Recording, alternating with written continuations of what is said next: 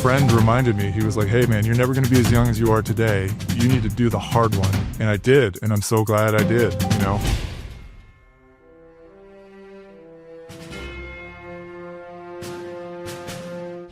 Welcome to Mindset Lessons from the Field. I'm Gina Casazzo, the author of the upcoming memoir, Training with the SEAL. Today's guest is a retired colonel with over 20 years of veteran experience in the U.S. Army. He's a West Point graduate, Army aviator, and has spent more than half of his career in the 160th Special Operations Aviation Regiment Airborne. As a Night Stalker, he commanded at every level, from captain to lieutenant colonel, and he deployed to combat numerous times as a mission pilot, maintenance test pilot, air missions commander, and a task force chief of operations. Today, he continues to serve at the intersect of defense and technology as an enterprise operations lead at Palantir Technologies, delivering software advantages and AI solutions to Americans' warfighters worldwide. Ladies and gentlemen, I am excited to introduce you to Brandon Parrish. Brandon, thank you so much for being on the show. Thanks for having me, Gina. It's great to see you. This is exciting. I am really excited. First of all, I know this is your first, podcast. So I want to make it painless for you and fun, I hope. And you are our second person from 160th. So I do have some questions that I didn't get to ask the last person when he talked to me about what the process is like to get there. But I want to start with West Point because West Point was the school I really wanted to go to. It's a hard school to get into. Oh my God. And so for you, did you always know you wanted to go into the military? And what was it like going to West Point? So I did always know I wanted to go to the military. It's something I wanted to do. And I always knew I wanted to fly since I was about 3 years old. I was that rare kid who just knew. I thought that route for me growing up in Colorado was to go to the Air Force Academy. And so sort of the first major setback, I guess, of my life. I've had a pretty sheltered upbringing, strong family unit growing up and things like that. My first big disappointment was not getting into the Air Force Academy, which I believe now is just providence. I've had such a great experience, going another path. So I got into West Point and Annapolis. I chose West Point, had really great leaders there. But yeah, it's an intense culture shock. There is a very deliberate process by which they sort of break people down and then rebuild them into soldiers. It was hard and I wanted to quit, but my parents encouraged me to stay. I ended up staying and graduated, and the rest is history. Okay, so I have to ask you this question because you said something really interesting. You said I had a sheltered upbringing, right? And I did too. So I had a great family, and I had hardships and setbacks as a child. I auditioned for something and didn't get it, things like that. And then I would go back and do it. And that resilience was in me because my parents threw me in everything. And when something didn't work, they were like, well, go again and go again and go again, right? So for your first setback, what was that like? Because a lot of times people that grow up sheltered, when they have their first setback, they crumble. They don't have that resiliency. So how did you develop that resiliency? Maybe sheltered isn't a great choice of words. I've listened to some more of your interviews with people, and there are a lot of people you've interviewed that have overcome, incredible amounts of adversity before they even got to the military, right? That was not my experience. Yeah. My parents are still married. They just celebrated 50 years last month. They taught me the value of hard work and of, sticking to things. I remember growing up a quote, and this comes up later in my story, I think. My mom would always say, to whom much is given, much is expected, which is a Bible verse, right? And so that sort of fixed in my mind the idea that there was some potential that I was meant to fulfill. And as corny as that might sound, I knew that, or at least I believed that there was, some mission that I had for my life. And that made it a lot easier for me to not quit when things got hard. So, at West Point, it's a weeding out process. And there are many more of those in my story where, sometimes it seems easier to quit. And it's funny that the Night Stalker creed or the Night Stalker motto is Night Stalkers don't quit. It's like a religion. You do not quit anything ever. And that was my mindset long before I joined the regiment because of how I was raised. Being at West Point, which you said like they break you down, you wanted to quit a couple of times. Like, can you have a moment that you can recall where you wanted to quit? And then how did you bounce back from that? Yeah, absolutely. I remember it vividly. Your first year as a plebe, they call it, your freshman year, you're a plebe. There's a lot of nonsense. There was some hazing back then, light hazing. Nobody ever laid a hand on me, but there were some hazing rituals that you had to go through. And it was just such a shock to I was not a very cosmopolitan, kid growing up on a ranch in Colorado. And then all of a sudden I'm in New York, surrounded by people that are yelling at me constantly. And I remember we used to get like 1 5-minute phone call a week to call home to our families. And I was on a payphone in the basement of one of the barracks talking to my folks. And I was like, look, I don't want to do this anymore. I want to quit. I want to come home. And they just encouraged me. They were like, look, you do what you got to do. But like, if you come home, like, it's not going to be the same. You're not just going to be hanging out here and just go back to normal. Like, things are going to be different. And I was like, I don't remember my reaction. I was upset, but I decided I would stick with it at least until recognition, which is the point at spring break, your plebe year. All of a sudden, all the hazing stops. You start being called by your first name and treated like a normal person. And I was like, I'll hang out till recognition, and then we'll see how it goes. And by that time, I was having a pretty good time, and I was enjoying myself, and I was good at it. And so I was like, yeah, I'll give it another year. We'll see what happens. And I just kept giving it another year until I graduated. Yeah, yeah, that got to be really hard. I know for like myself, like I already get down on myself sometimes, like especially, you know, I'm sure we're going to talk about this for yourself, but like when you transition out of the military, like the military pretty much, it has a clear path. I'm like, you have to go to this, you have to do this, you have to go to this school, you have to pass this, and you're going to get here, here, and here. And it's like in Exactly. life, it's not like that when you're like an entrepreneur or when you transition and it's like, what's next, right? How do you handle like someone yelling at you all the time, constantly, and then not getting down on yourself or not beating yourself up? Or maybe you did. That's a good question. And it's interesting that you point out that there's no clear path, because now that I'm on the other side, fairly recently, like, that's one challenge. There's no clear next step, and there always was leading up to now. But to your question, I guess you have to realize, and I think I realized early on, that it's a game. These are roles people are playing in almost every like military training situation. The guy yelling at you is probably not a bad guy. He's probably just playing a role to try to develop you in some way. And my first year was not easy. I didn't figure this. I wasn't like a stellar cadet. I wasn't the kid that figured this out on day one and just cruised through. But you keep your mouth shut.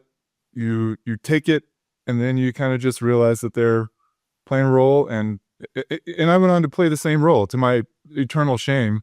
Mm. I tried to be a yeller for like my first day in a leadership position as a sophomore, and it went poorly. I made my plebe cry, and I don't think I ever really yelled at him again.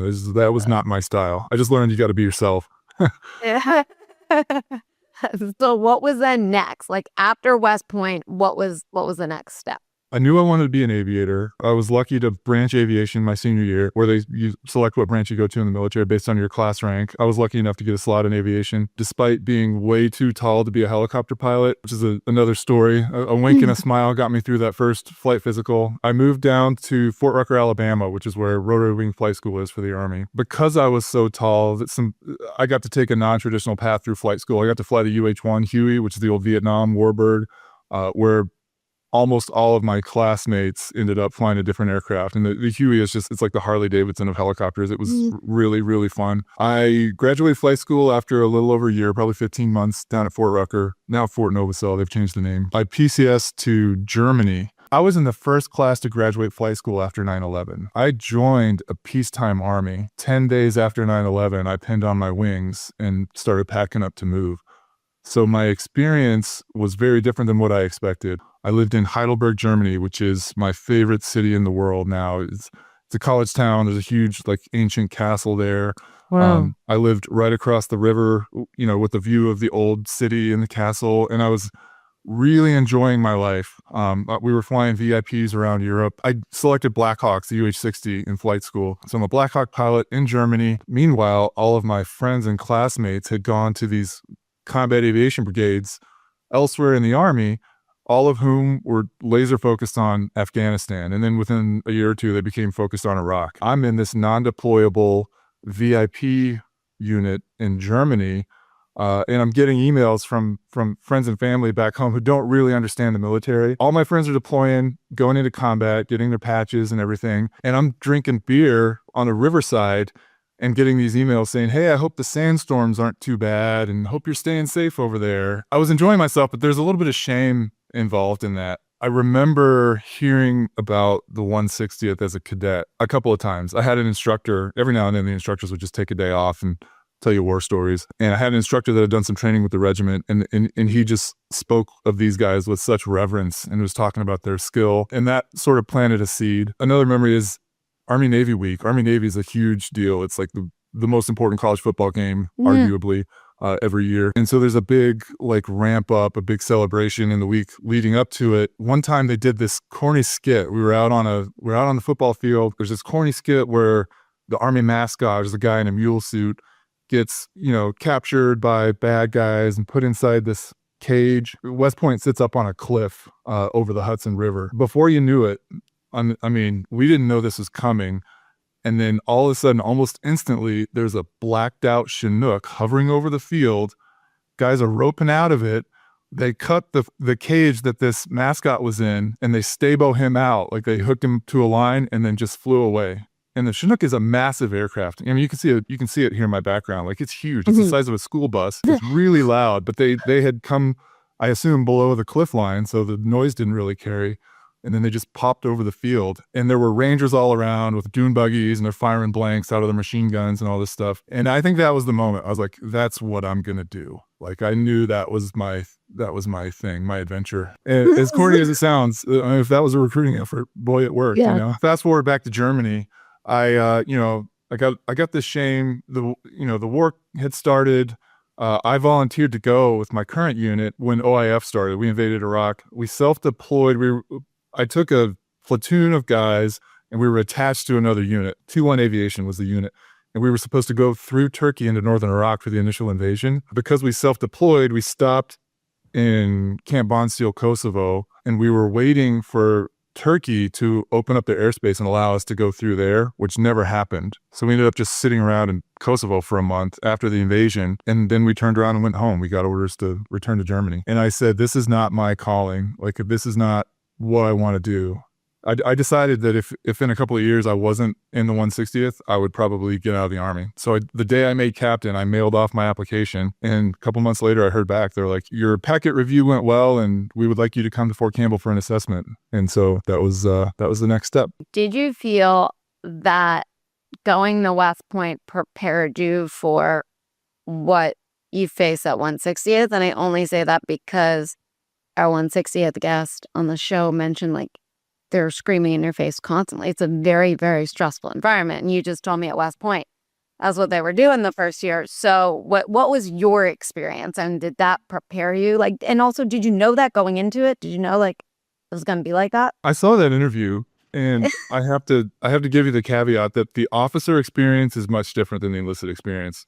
In Green Platoon. A lot of the enlisted soldiers, not a lot, but there are a number of them that are direct assigned from Department of the Army. So they don't necessarily volunteer. Some of them do, but not all of them do. Some of them are just assigned to the 160th. The weeding out process for them is enlisted Green Platoon. The weeding out process for the officer side is the assessment. We do a week of TDY at Fort Campbell. Can't say too much about the assessment, but you are tested thoroughly, physically, mentally, emotionally, psychologically. They put you through the ringer a little bit. How long is it, the testing? The assessment is 1 week, and it also includes, there's a flying portion to make sure you know what you're doing in the aircraft and things like that. Mm-hmm. So that's our weeding out process. So once we get to Green Platoon, it's a much more fun environment than what the enlisted guys go through, because they are being weeded out during enlisted Green Platoon. Later in my career, I got to be involved in what they call Black Day, which is, it's the he mentioned PTO that. day.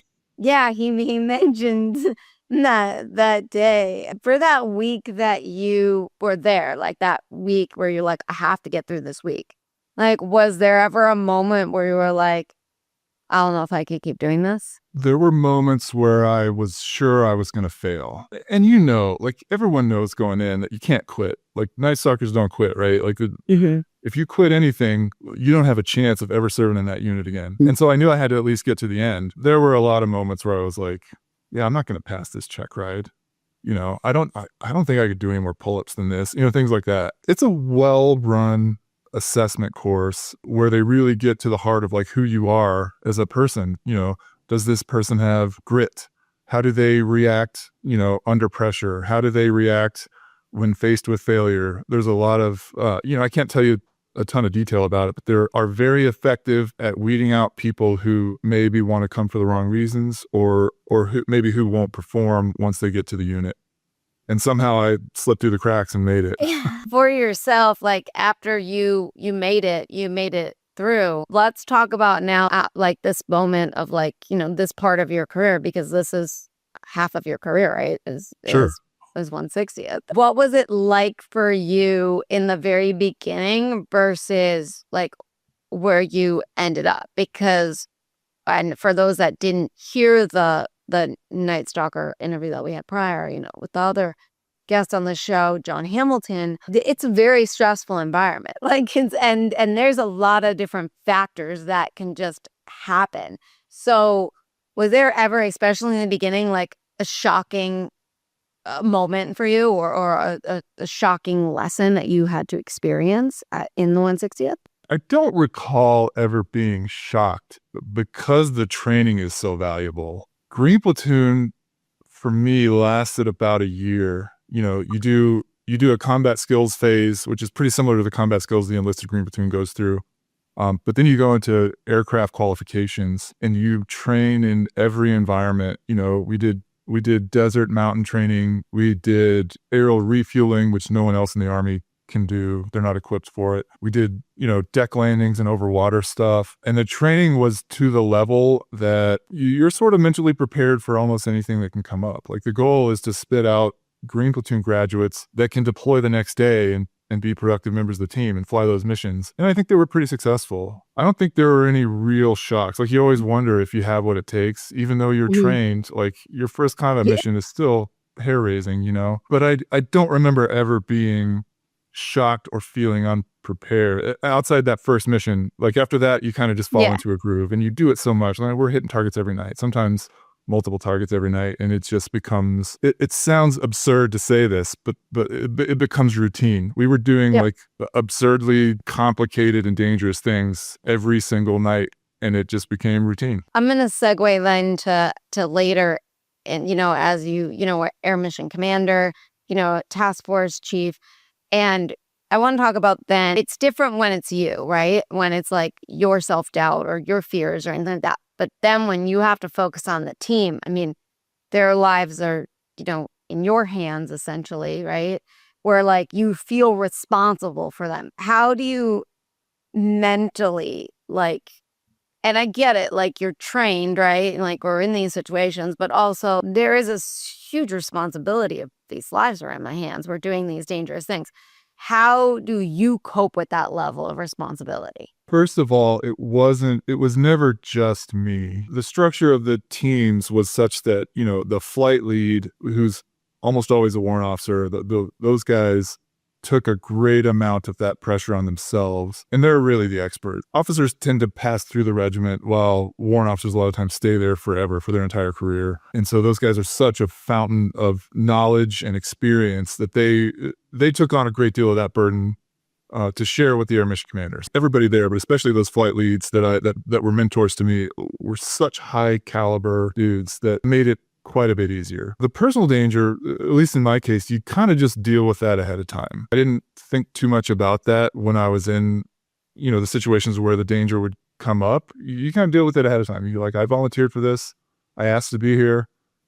Whatever happens, happens. And then you just focus on the mission. And not to be trite, but there's a saying that goes, you don't rise to the level of your, how does it go? You don't rise to the level of your potential, you fall to the level of your training. The training was so good and our SOPs were so robust and our adherence to those SOPs was so complete that everyone internalized them. It just comes natural. We don't go out the door without like contingency plans 3 levels deep.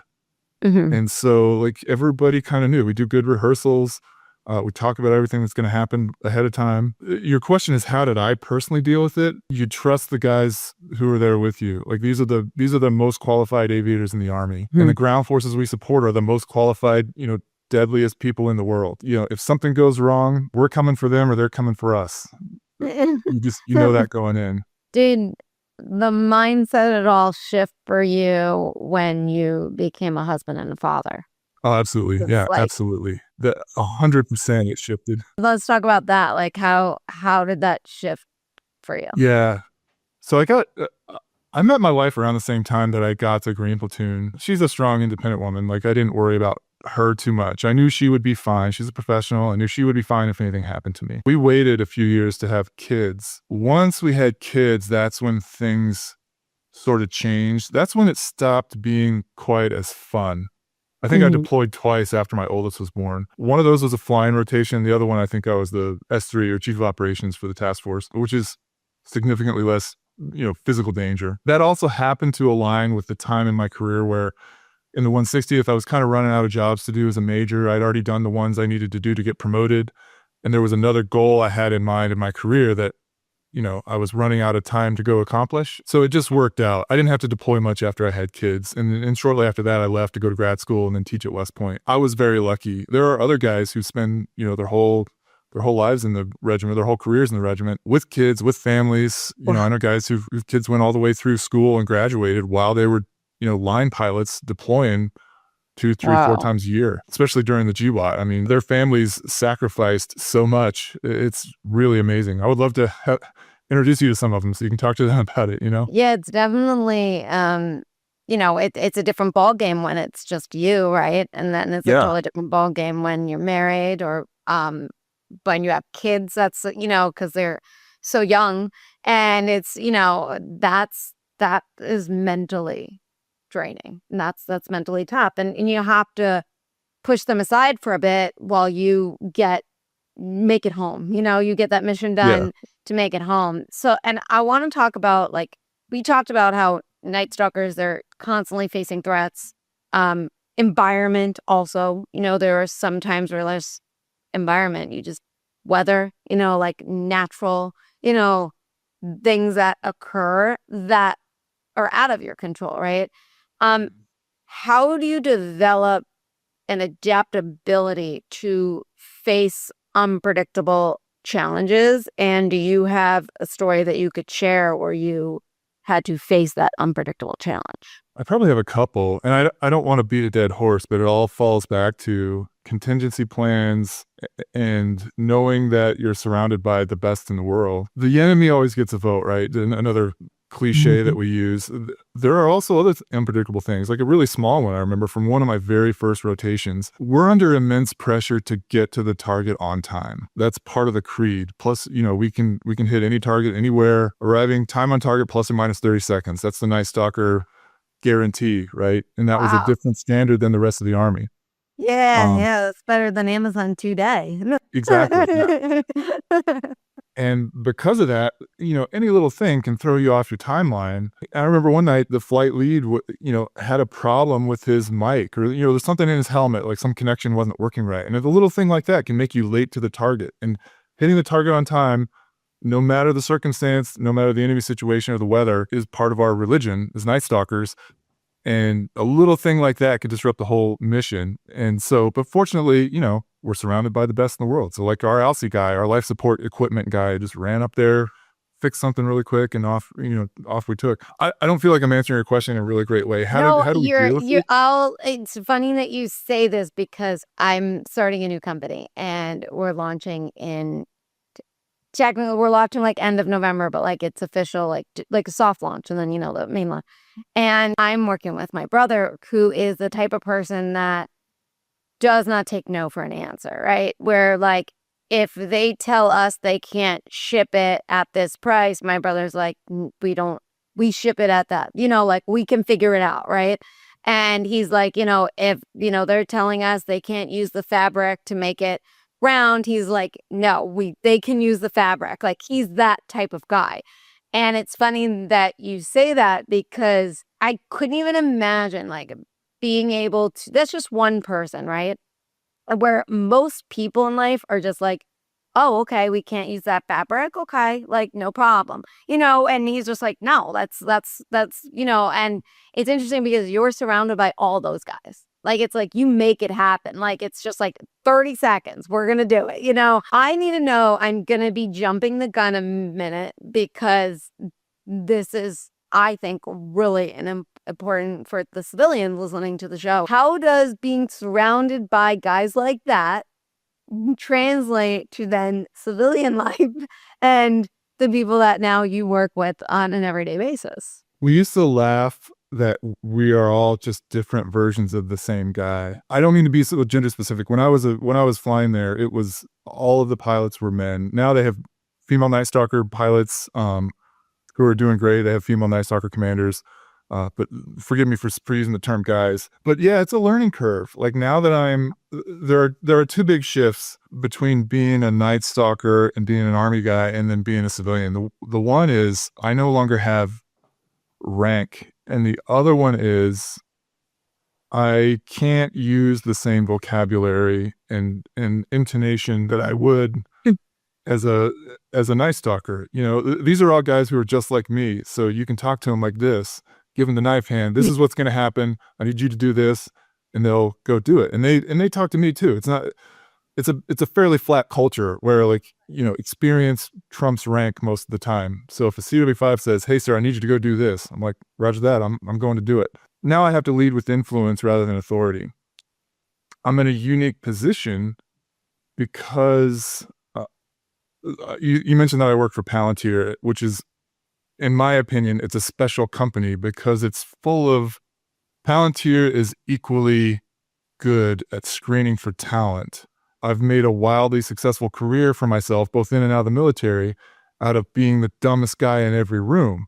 Palantir is just like the regiment in that, it's the same level of talent. It's the same type of people everyone is running as fast as the one next to them. I can't knife hand people. I have to be, much softer and gentler in my language. And sometimes I fail at that. I don't want to perpetuate any stereotypes about veterans, but that was a shift. I think I've made that shift successfully. But I'm also lucky to be surrounded by a similar level of talent as I was in my prior life. Does that get to the answer? Definitely. Yeah, it reminds me, as you're saying this, it reminds me of Sean Murphy on the show, Navy SEAL, and he had this story of when his daughter was being born, and it was just an insane story, where he didn't know if his wife and daughter were going to make it and what was happening, and they kind of like kept him in a room for a really long time. He's pacing, hours go by, he doesn't know what's happening, right? And he's like, and the SEAL just came out, and he's like, and I just looked at the nurse and was like, you, come here. I mean, he goes, sometimes you're so focused, and also, he was also like you in terms of X amount of years, and, it's definitely a big, different transition. And, you seem to be rather lucky that you're in a position and you're with an organization or company that has high level people. How do you deal with people that are more complacent? Like, how do you deal with people that maybe don't take responsibility, that, don't work well as a team, that will just settle? Essentially, I feel like we live in a world of just settlers, right? So what do I think also the thing is, like, we've become lazy because life is so easy. Like, everything is at our fingertips, right? Amazon today, we need to figure something out. We now have Chat GPT. We have these AI softwares to help with the editing. Things are so easy where we just like don't want to go the extra mile. And for you, like, coming from where you've come from, there is no room for error. There is no laziness, so how do you deal with that in civilian life? I'm afraid this will be unsatisfying, but I don't. I don't have anyone like that, especially at work. Like, there's no one who is not pulling their weight. And I think that's a really rare and unusual thing. I was really lucky to find this role in this company because of that. And in other areas of my life, the stakes are low. I have to remind myself often that the stakes are low. No one's shooting at me anymore. Like I don't need to get worked up about this.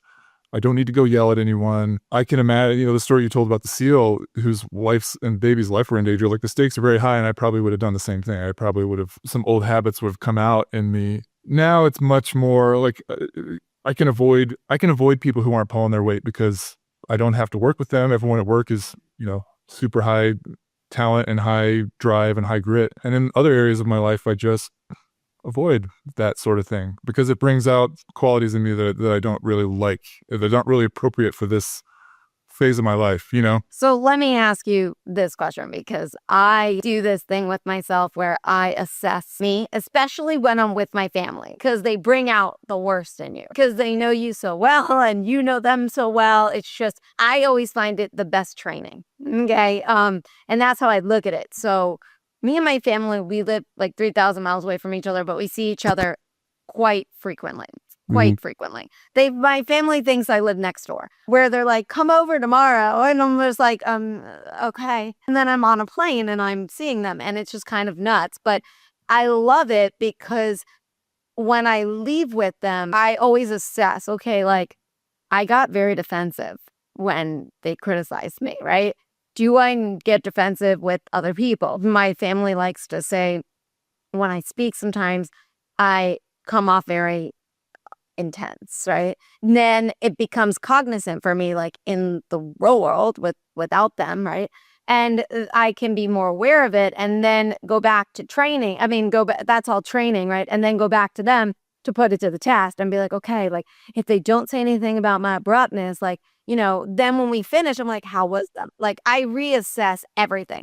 So for yourself, what were the old habits for you that you then transitioned out of, and how do you do that? Like, how do you get rid of those old habits? I'm not sure that I have been 100% successful in this, but I Neither have do I. get really I'm a bit like you, I suspect. Like I'm probably more candid for most people's comfort. I tend to be more direct. My wife is a good foil for me. She'll say to me, maybe you could have said that a little nicer, or maybe so and so might have taken that in a certain way that you didn't intend. So I do a lot of apologizing for that kind of thing, and I honestly don't know how much of that is because of my background, that how much of that was I conditioned to, and how much of that is just my personality. Going into the Army, I was a pretty laid back, happy-go-lucky guy in my memory, and now I'm pretty serious, driven, sort of direct person, and I don't know how much of that is just being a veteran, and how much of it's being a soft guy, how much of it is just being a curmudgeon. I don't know. So how do I deal with it? I do a lot of apologizing. I have to be consciously soft, like much more soft than I would otherwise, because of these gentle reminders from my family. And sometimes I just when the stress is high, when the pressure's on, all that kind of just falls by the wayside. I don't yell much anymore, I hope, but I do get pretty directive. When things need to get done, I do have a tendency to be very directive. Fortunately, companies need that. I thought coming out of the military that I had no skills other than flying helicopters. I retired in a hurry because of a medical condition that stopped me from being able to fly anymore. I had to choose a new career, very fast. I ended up in defense tech, and I realized that tech companies need people like me who can make sure things get done and on time and hold people accountable to, milestones and things like that. So it's not all bad. Maybe I'm not everyone's favorite person at a party all the time, but I know how to get things done. And most of the guys like me from the regiment have the same skill set. Then let's talk about how you guys develop that skill set. Like, what are the lessons that you've learned that helped you to get that job that you got, right? And that helped you to make that transition a bit easier.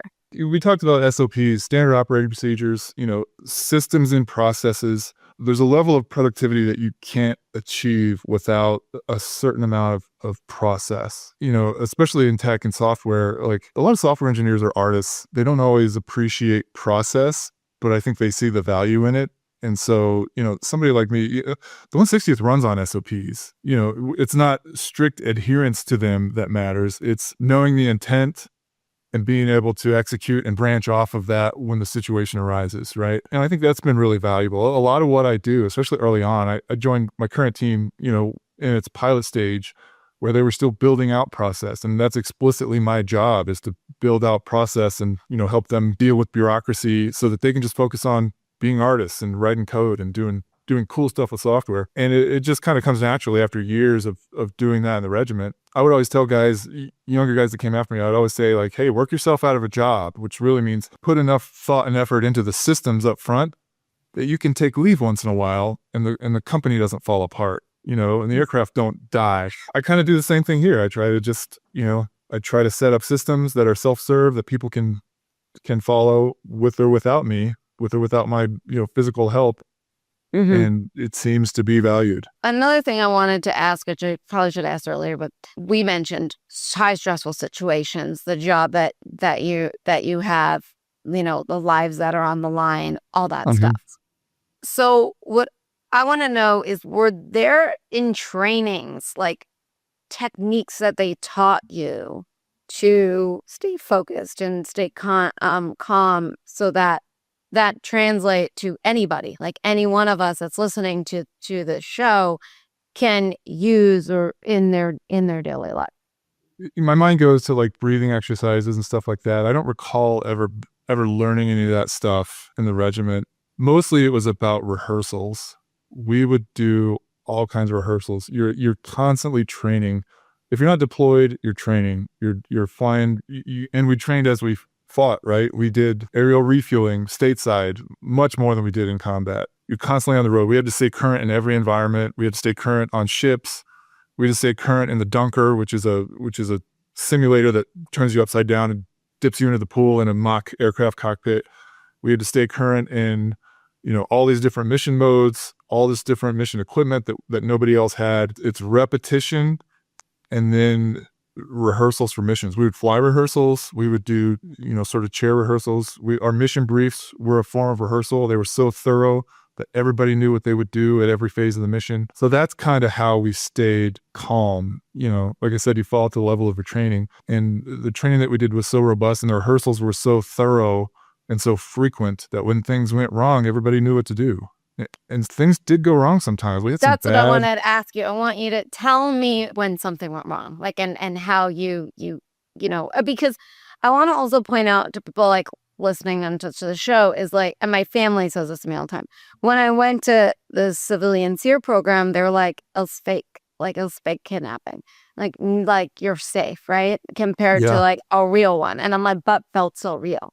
I was like, it was like, it didn't feel, and yeah, we had like a word that we can opt out, to stop the game essentially. But you put that in the back of your mind, like you didn't want to think about that because you wanted this to be like a real thing, and it really felt that way. Tell us about a training that went wrong and that what you were feeling and what was going on in your mind and how you recover from something like that. So that way, when it is the actual real thing, it's like you don't think about the failure that happened. You get through it. Does that make sense?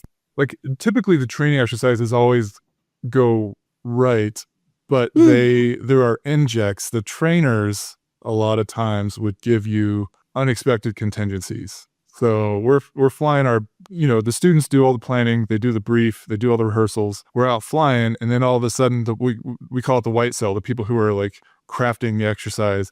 We'll put an inject in there. They'll be like, hey, we got a call for you to go do a casevac, emergency casevac at this grid. We would have to figure out how much fuel do we need? How much weight tolerance do we have? How much power will a helicopter have at that altitude? Can we do it?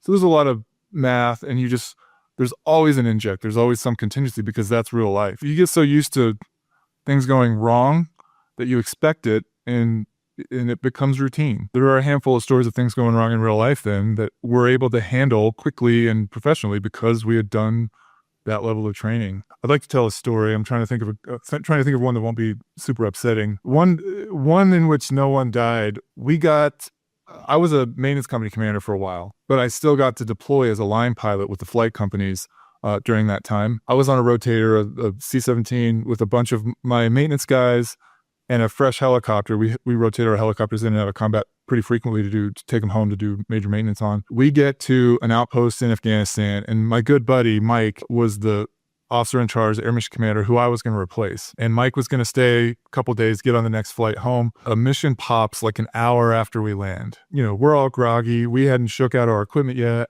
I decided I could have gone on the mission just in the jump seat as an extra body, but because I didn't even have ammo in my magazines yet, I was like, Mike, I'm going to sit this one out. I'll monitor the Predator feed. I'll be up on the radios, but I'm going to sit this one out and not go. And, make sure my guys get bedded down and everything. They take off on the mission. I'm watching the feed. We have an overhead video feed in the command center. And it was just me and a junior enlisted comm guy, like the radio guy. He was like a sergeant. We were the only ones there. I'm listening to the radios. I see the landing zone is on the TV. I see a giant cloud of dust and a Chinook comes in. It was the Chinook Mike was flying that I would have been in. And then you expect the dust to clear and it to be an empty LZ with a bunch of Rangers running out towards the target, or a bunch of commandos running towards the target building. When the dust clears, I see a Chinook laying on its side in the LZ. Something went horribly wrong on that landing. Thank goodness I was in the command post, because there would have been nobody else to manage the recovery. This poor sergeant would have been trying to do it by himself with help from a headquarters hundreds of miles away. Long story short, things go wrong in combat.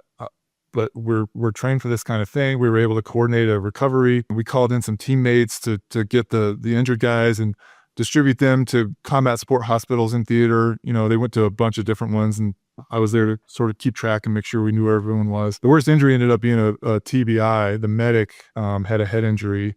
The ground force crawled out of the wreckage and still hit the target. And, the rest of the pilots and everybody were fine and came back. So I was able to sort of contribute to the combat scenario, but I'm also really proud to say that we fixed that aircraft. My maintenance company was able to fix that aircraft, and it was flyable. At my change of command ceremony, it was the backdrop when I handed the guide on to my friend Mike, who had been flying the aircraft. So it was kind of a cool, resolution to the story. It sounds to me, and I could be wrong, but that you really have to be laser focused. Yeah. You're seeing something and it's like, you're seeing something go wrong, and you have to be like laser focused for getting through, getting everyone home safe, essentially, right?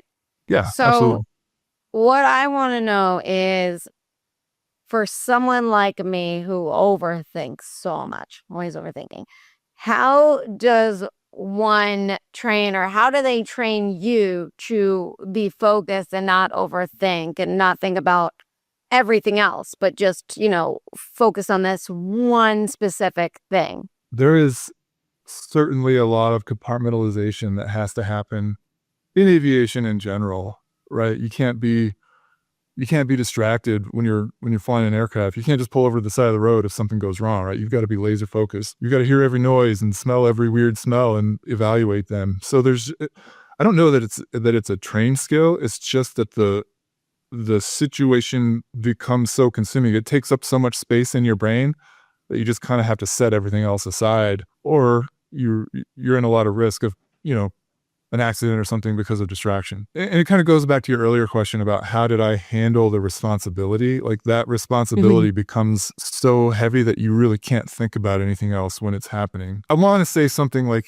enlightening to the listeners that they can generalize their own lives.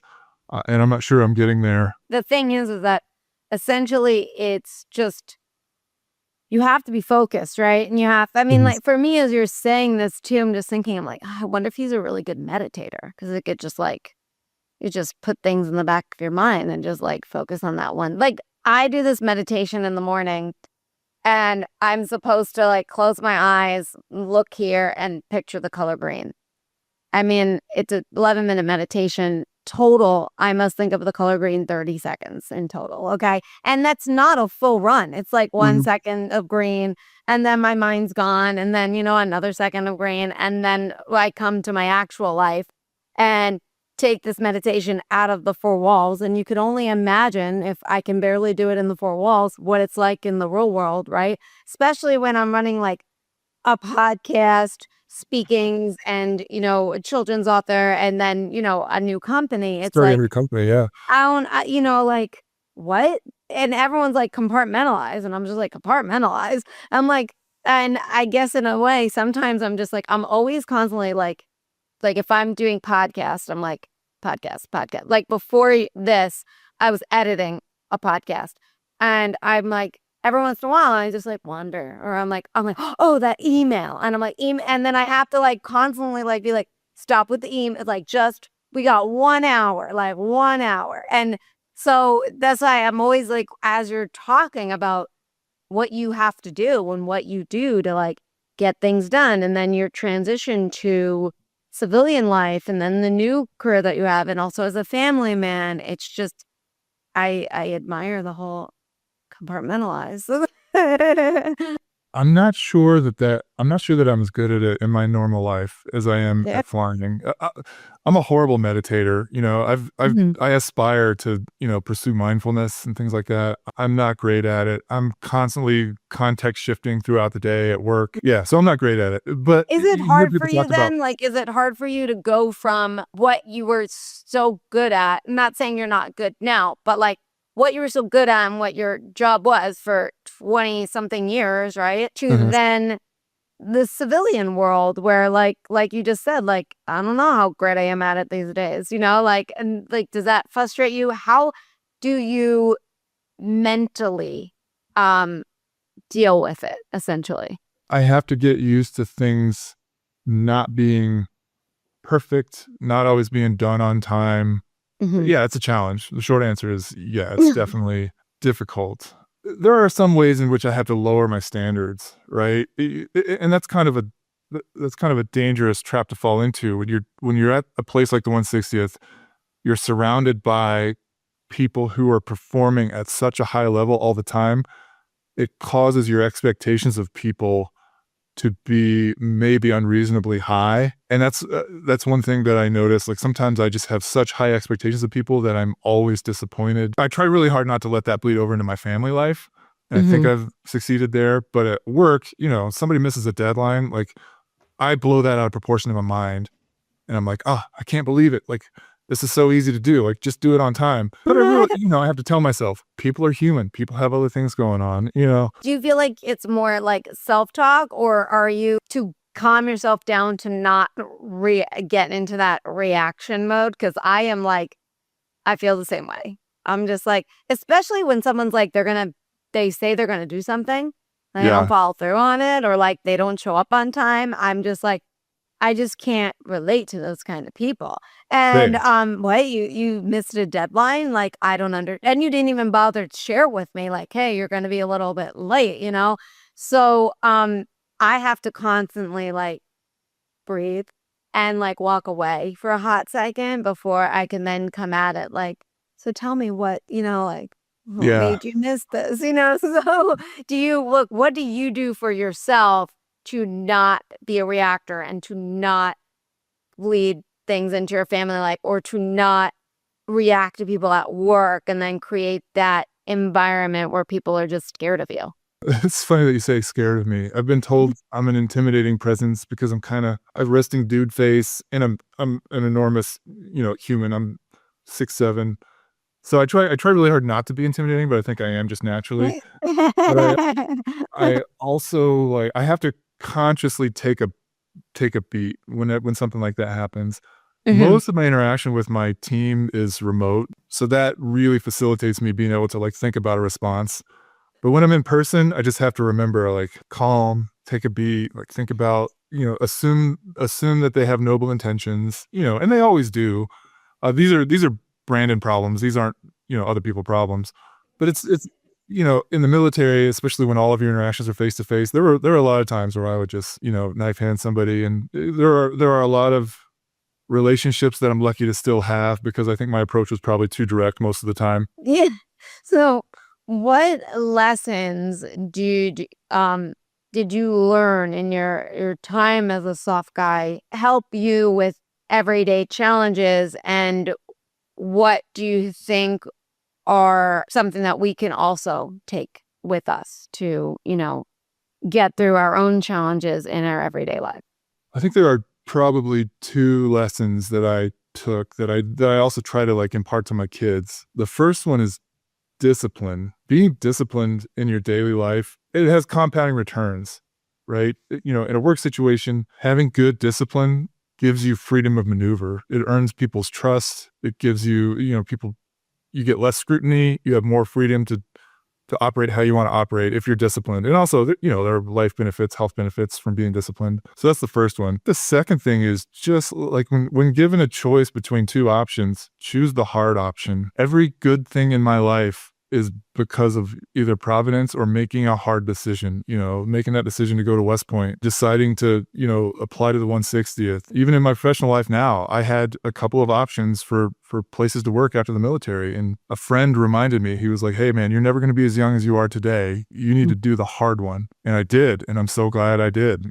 I have my family because I made hard decisions, and also the happiest times in my life were in pursuit of a summit, some hard mountain to climb, literally or figuratively, choosing the hard thing and being okay with discomfort changed the course of my life in a positive way. Thank you. Thank you so much for being on the show and for talking with us. I thought you were fantastic. And I hope it wasn't too painful for you. No, it was a lot of fun. Thanks so much for having me. This is really exciting. Of course. Yeah, you were great. And for everyone that's listening, please like, share, comment, subscribe, become a Substack member so you get access to the book and some other extra goodies. It's completely free to subscribe. And I will see you guys next week. Thank you.